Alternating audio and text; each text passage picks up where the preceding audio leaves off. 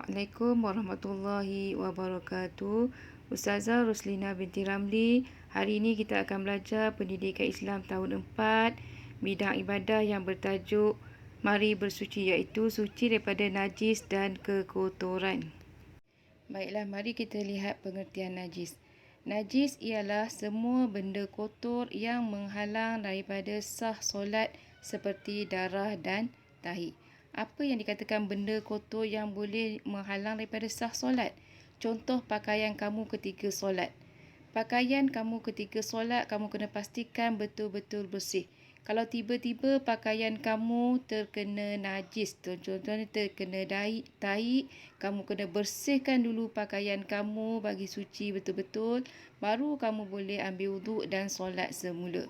Itu yang dikatakan najis, yakni benda yang kotor yang boleh menghalang daripada sah solat. Baik, seterusnya kita lihat jenis-jenis najis.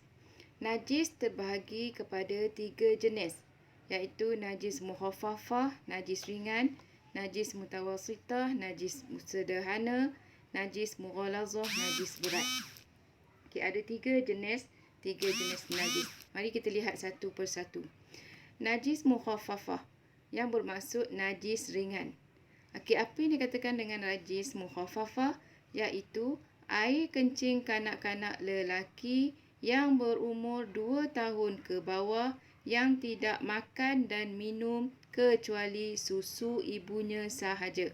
Okey, maksudnya di sini air kencing kanak-kanak lelaki yang berumur 2 tahun ke bawah, iaitu kanak-kanak yang baru lahir dan umur dia belum sampai 2 tahun. Dia tidak makan dan tidak minum. Maksud tidak makan dan tidak minum ni, yakni dia tidak makan bijian, tidak makan nestum, tidak makan nasi bubur. Minum pula dia tidak minum air sirap, dia tidak minum susu formula.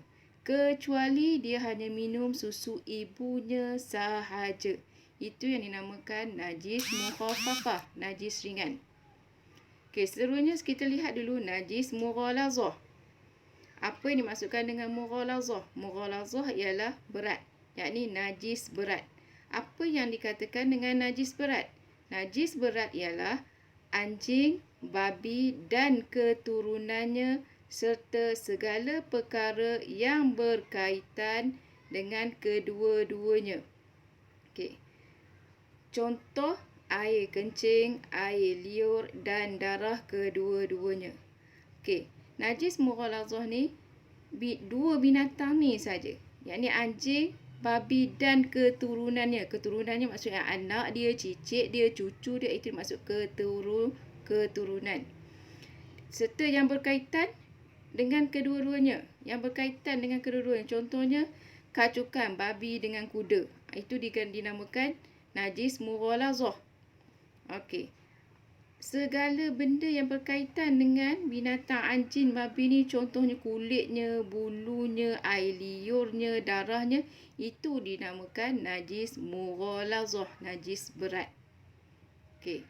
Terusnya kita lihat pula najis mutawassitah. Apa yang dikatakan dengan mutawassitah? Najis mutawassitah ialah najis pertengahan, iaitu najis selain najis mughalazah dan najis mukhaffafah. Contoh air kencing, tahi dan darah. Najis mutawassitah ni selain daripada najis mughalazah, yakni anjing, babi dan keturunannya. Selain daripada ni.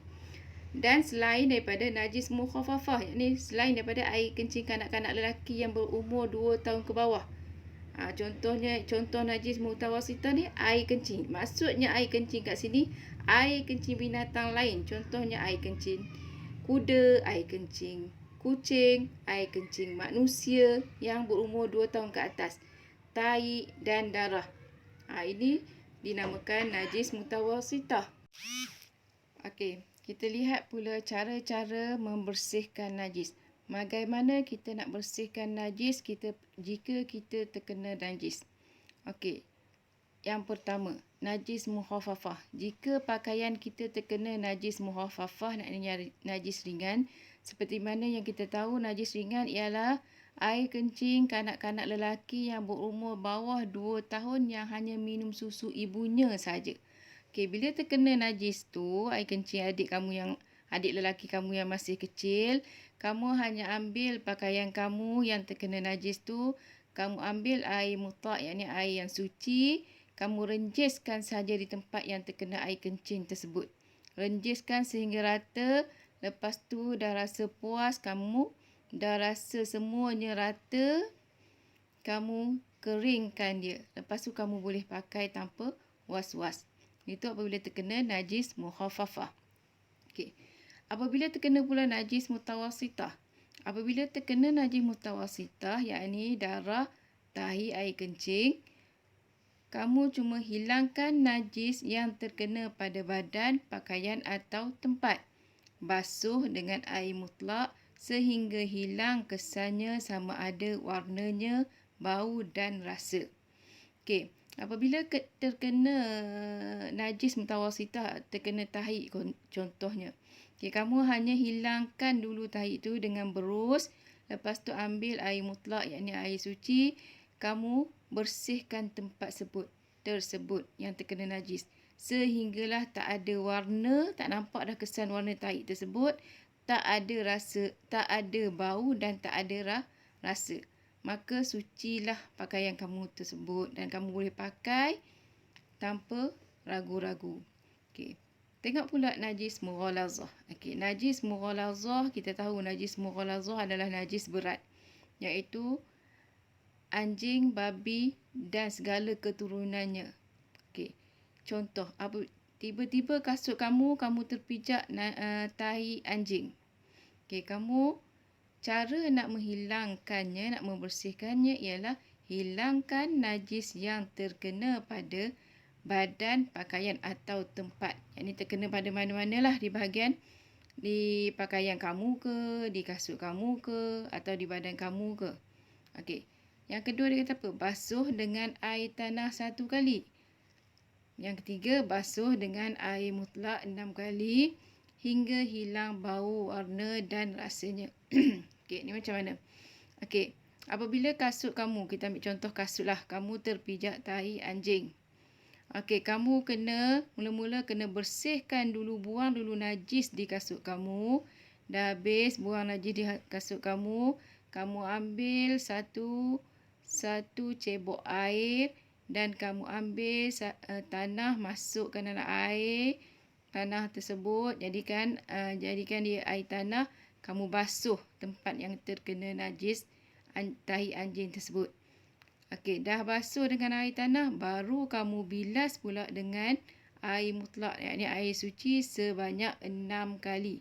Sehinggalah hilang, tak ada dah bau, tak ada dah warna dan tak ada rasa.